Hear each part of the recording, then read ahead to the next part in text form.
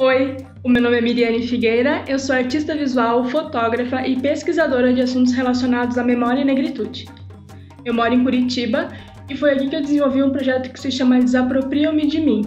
Ele teve início em 2016, mas hoje, 4 anos depois, talvez eu chamasse ele de Reaproprio-me de Mim, e eu vou contar um pouco sobre isso no decorrer desse vídeo.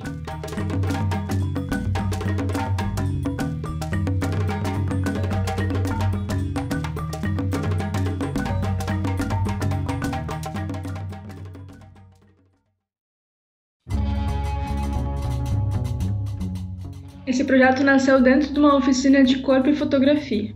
Nessa oficina a gente pensava algumas poéticas do corpo em relação com a fotografia. Por coincidência ou não, foi na mesma época que eu conheci esse livro aqui, que se chama Negros no Estúdio Fotográfico. Já conhecia um pouco da história dos fotógrafos viajantes. Eu só não sabia o quão cruel esse registro poderia ter sido com algumas pessoas.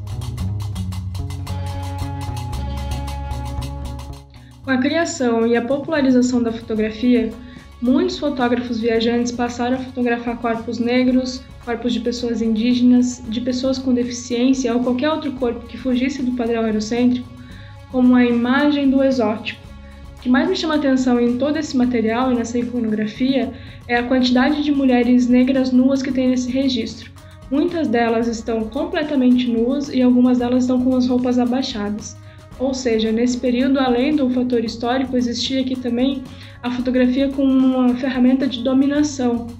Fato é que essas imagens estão presentes até hoje na iconografia da diáspora negra, que você também pode conhecer como período da escravidão. Aqui eu utilizo diáspora negra porque hoje eu entendo que é um termo um pouco mais afirmativo. E de forma alguma quero falar que não é importante falar sobre história da escravidão, sobre nossos antepassados e tudo mais. Não é isso. Eu só acho que é muito perigoso a gente ver a história do povo brasileiro apenas com essa versão, a versão da escravidão. A gente não pode esquecer do fator cultural que a gente herdou nesse período, nesse período da diáspora. E fazendo uma relação um pouco com uma palestra do TED da Chimamanda, onde ela fala do perigo da história única, ou seja, nós não podemos só contar uma história, todas as histórias são múltiplas, existem várias formas de ver essa história. E é um pouco disso que eu tento provocar nesse projeto, trazer várias versões da mesma história, ressignificar e pensar de uma forma afirmativa essa diáspora.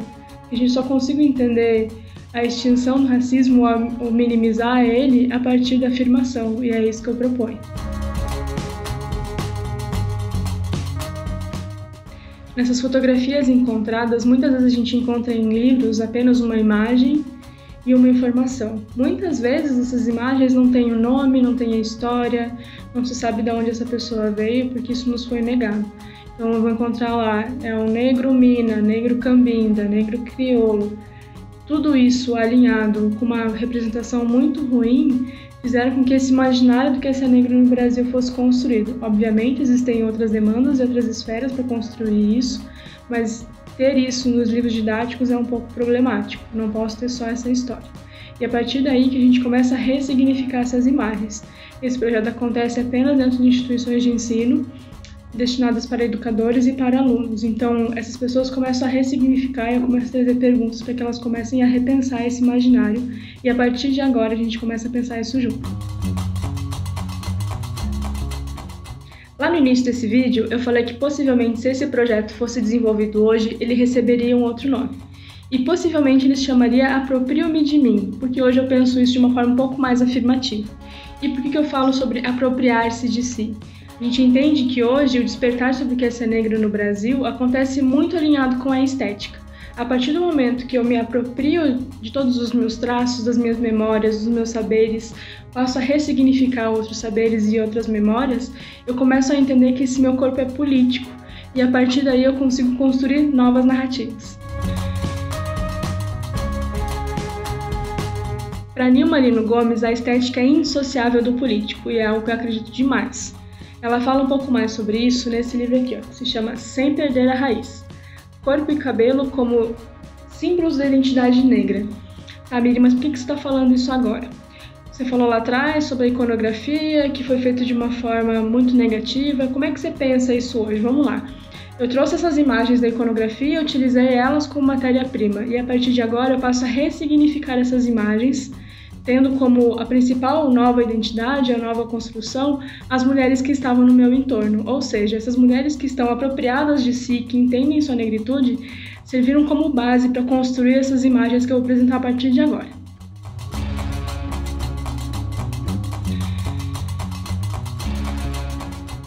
Em Reaproprio-me de Mim, como nós acabamos de rebatizar, nós temos 6 obras.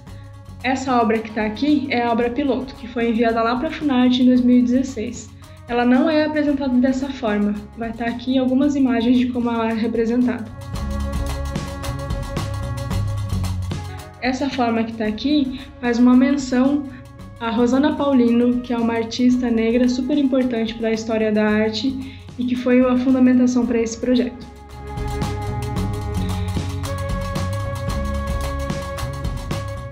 E para essas 6 obras, nós ressignificamos o imaginário do que é ser negro. Nós pegamos aquela imagem que estava lá na iconografia e trouxemos a ela novas roupas, novos cabelos, tranças e dreads e nova maquiagem. E aqui eu queria dar uma problematizada. Por que mulheres brancas têm mais acesso à maquiagem do que mulheres negras? Por que a indústria da beleza demorou tanto tempo para construir essa imagem e a estética da mulher negra? Porque somente agora, 130 anos depois da abolição, a gente consegue encontrar produtos que pigmentem na nossa pele. Enfim, isso é assunto para um outro vídeo e para um outro projeto. Mas eu gostaria de também trazer uma informação que é muito curiosa. Vocês sabiam que as pessoas que conseguiam fugir da escravidão trançavam em seus cabelos as rotas de fuga? Fica aqui, inclusive, uma dica para os educadores de geografia. Quem sabe fazer uma cartografia para pensar essas rotas de fuga que estavam nos cabelos das pessoas. Todas as obras foram impressas em algodão, para pensar de uma forma simbólica essa construção do Brasil através da mão de obra negra, através da plantação de fumo, algodão e café, que os professores tivessem essas obras como matéria-prima para discutir isso com os alunos. Porém, para vestir essas mulheres, a gente escolheu alguns tecidos que representem melhor esse imaginário do que é ser negro no Brasil. Então a gente escolheu alguns panos da costa.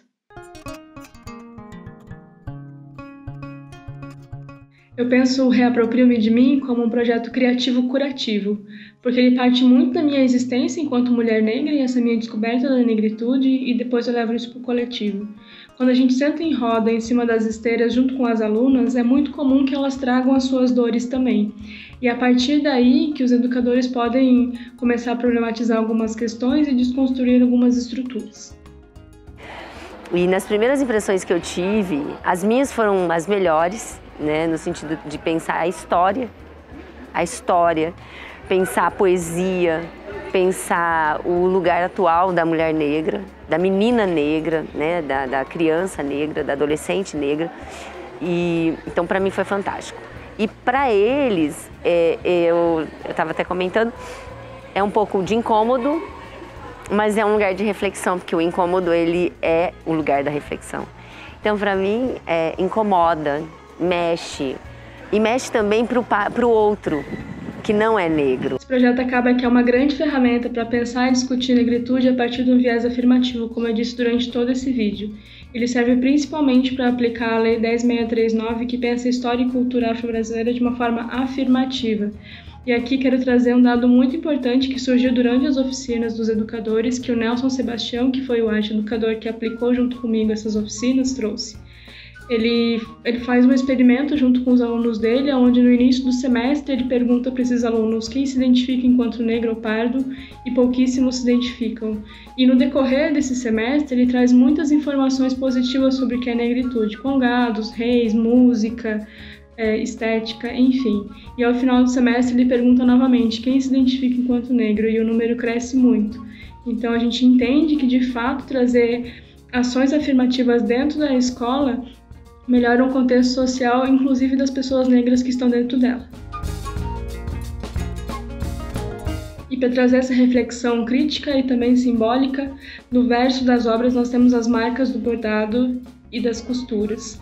Elas são feitas em fios vermelhos e fazem uma metáfora às cicatrizes que o racismo deixa em nós.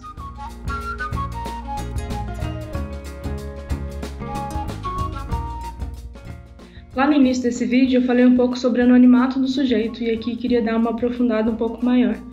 Quando as pessoas negras que vinham nessa situação de escravidão para o Brasil chegavam aqui, elas recebiam novos nomes. Isso acontecia diversas vezes de acordo com esse mercado de compra e venda, ou seja, pessoas negras têm muita dificuldade de fazer esse mapeamento de ancestralidade. Por isso, nesse projeto, essas mulheres recebem novos nomes. Eu, por exemplo, só consegui entender e mapear essa minha ancestralidade há pouco tempo. Mesmo assim, eu só consegui chegar até a minha bisavó, que eu descobri o nome durante a pesquisa desse projeto. O nome dela é Constança. E essa obra aqui foi feita em homenagem a ela. Eu penso esse projeto, essa instalação e essas obras como um espaço de aprender. E aqui eu preciso fazer essa relação com as religiões de matriz africana, porque quando eu trago essas obras sob uma esteira dentro do ambiente escolar, eu estou fazendo essa relação do reaprender.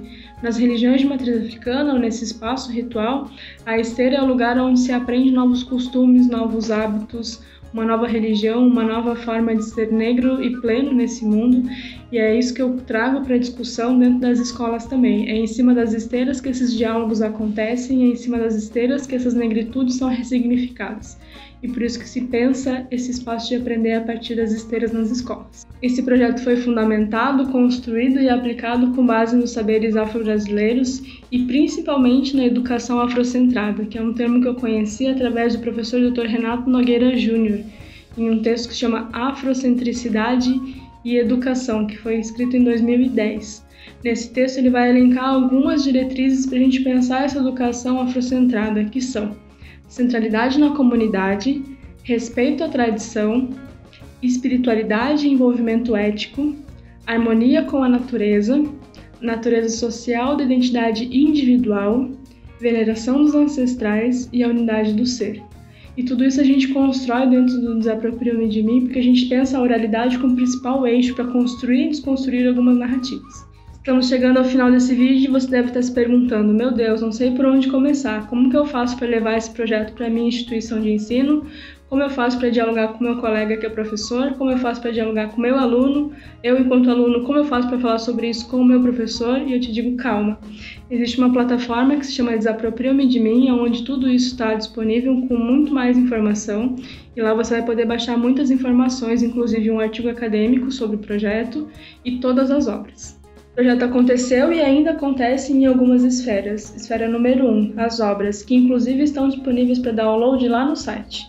Número 2, um blog onde alimentei durante um ano indicando alguns artistas negros, alguns músicos e alguns intelectuais que pensam a negritude. Número 3, um artigo acadêmico onde eu aprofundo um pouco mais tudo isso que eu falei nesse vídeo, que é esse daqui, e que também está disponível para download lá no site. 4. Durante o projeto, a gente conseguiu fazer a formação de 70 educadores para que eles pudessem usar essas obras e esse material dentro das escolas.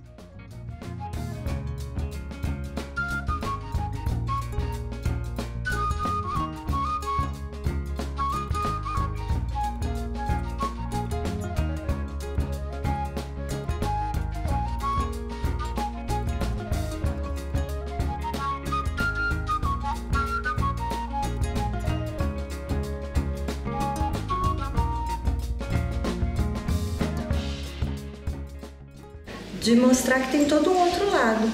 E a mais interessante ainda é que não foi específico para aquele professor de arte. Às vezes talvez o professor de arte nem precise tanto, precisa mais os outros professores das outras disciplinas, porque são eles que acabam mais preocupados de como trabalhar na consciência negra ou nos outros dias. 5.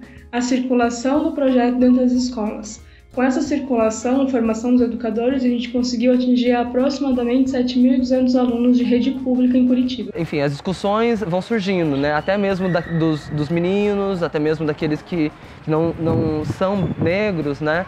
Mas o quanto eles percebem também desse universo, né? Quanto é educativo também para eles, não só como empoderamento para elas, para os negros, mas também como um processo educacional num todo, assim, né? Para toda essa sociedade, né? Nessa interação, né? E principalmente desse conteúdo que é negado para todos, né? 6. A circulação espontânea desse projeto. Todas as escolas receberam um kit pedagógico que elas conseguem trabalhar durante o ano inteiro. Nesse kit elas receberam vários catálogos e algumas reproduções das obras, ou seja, elas conseguem trabalhar com isso durante o ano inteiro. E tudo isso também está disponível lá no site.